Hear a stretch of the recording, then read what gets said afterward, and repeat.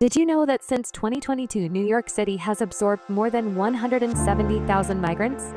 Unlike other sanctuary cities, New York has a legal mandate known as a consent decree that requires the city to provide shelter to anyone who asks for it. Although New York City's sanctuary status can be seen as a positive thing by some, it has undeniably come with its host of problems, causing concern for many of its citizens. As of 2024, changes are being made, and New York has officially started kicking migrants out. Today on Globe Discoverer, we will be discussing this and exploring the measures that have been put in place to finally tackle the migrant crisis in New York City. New York City's new migrant policy explained.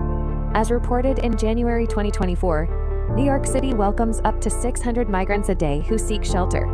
This number translated to almost 100,000 arriving in the city in 2023. Out of that number, around 60,000 were in the shelter system.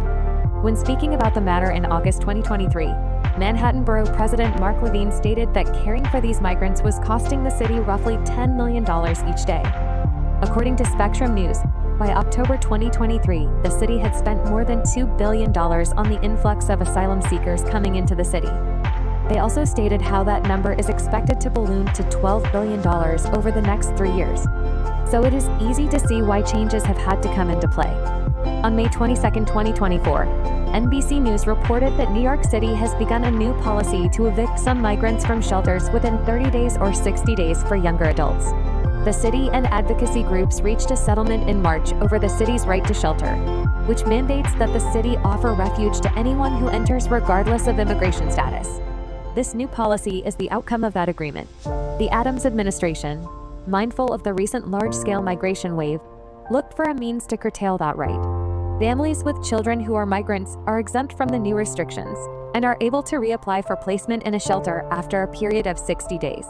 As soon as the policy came into play, NBC reported that around 250 new arrivals would face eviction if they could not meet the city's list of requirements for extensions.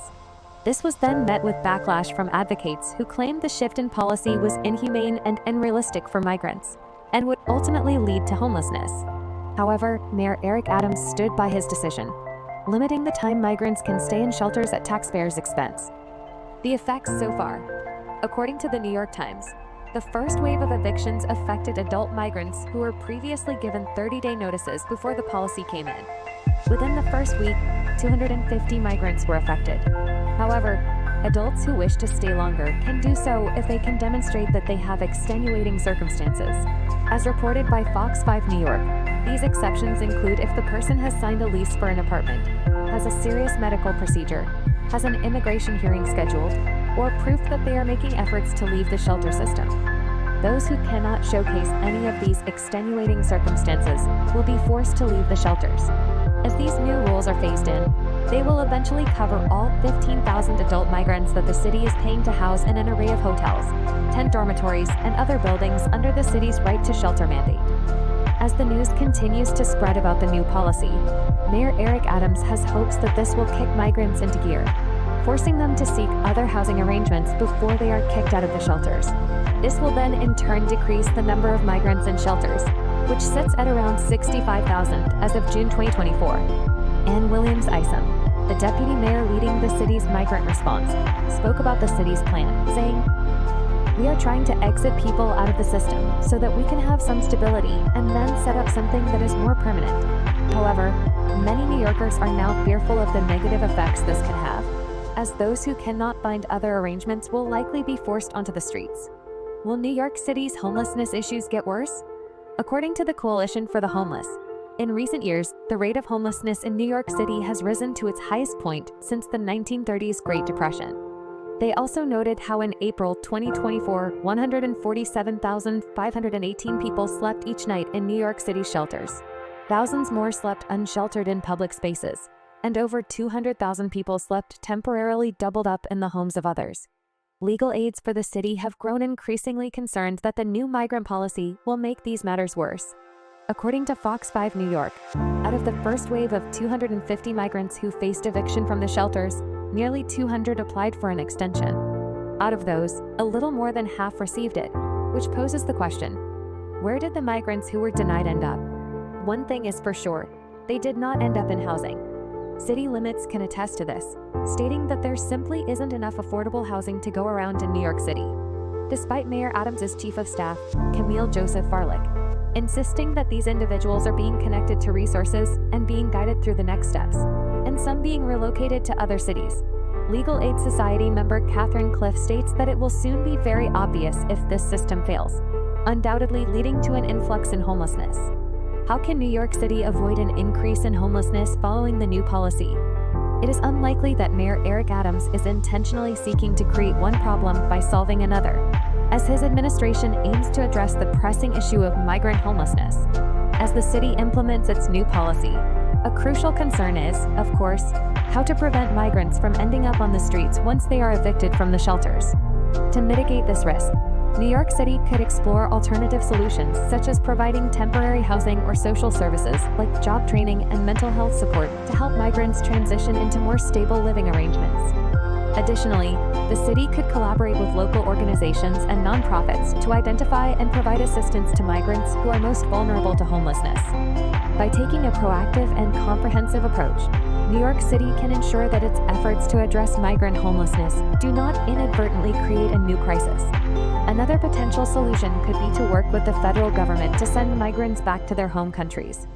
This approach would not only address the immediate problem of providing shelter for those who are being evicted, but it would also help reduce the overall number of migrants in New York City. By facilitating the return of migrants to their home countries, the city would be able to alleviate the burden on its resources and infrastructure. Yet, this solution would require federal approval and cooperation, as the federal government has jurisdiction over immigration and border control. If successful, this approach could help to create a more sustainable and effective solution for addressing the issue of migrant homelessness in New York City. However, it seems that so far the only option given to those evicted has been to be relocated to another city, as mentioned. To add even more concern to the matter, Mayor Eric Adams previously asked a New York Supreme Court justice to allow New York City to ignore the state's long-standing right to shelter law in certain circumstances. Many have argued that this demonstrates his lack of desire to help migrants. In response to Adams' request, Robert Hayes, who runs the Community Health Network operating 14 centers in New York City, predicted, "Without right to shelter, we will have encampments, police actions tearing down encampments which will sprout up around the corner, the subways filled with thousands of people, the quality of life for all New Yorkers, not just those who are homeless, will go to hell in a handbasket." Although this may seem like a separate issue, many are fearful that Hayes' concerns could still come to fruition following the new migrant policy that has come into place in 2024. What will New York City look like in the coming months? By now, it is clear that the new migrant shelter eviction policy in New York is expected to relieve the strain on the city's shelter system. However, it's unclear whether this policy will have a significant impact on the overall situation, given that new migrants are still arriving daily. As more and more migrants are forced out onto the streets, concerns are growing about the potential consequences for public safety and the community at large. Without adequate housing or support services, many migrants may be forced to resort to desperate measures to make ends meet and feed themselves, which could lead to an increase in crime and other social problems. This could include petty theft, prostitution, and other forms of survival that can have devastating consequences for individuals and communities alike. According to the New York City criminal justice system, people experiencing homelessness and housing insecurity report histories of arrest and incarceration more often than the general public, as they are more likely to be arrested for a variety of survival offenses. Also, sleeping or camping in public spaces is a crime in New York City. So as some of these migrants are forced out onto the streets, it is inevitable that many of them will be arrested, thus adding strain on the police force and court system. What about how many criminals are arrested at the border?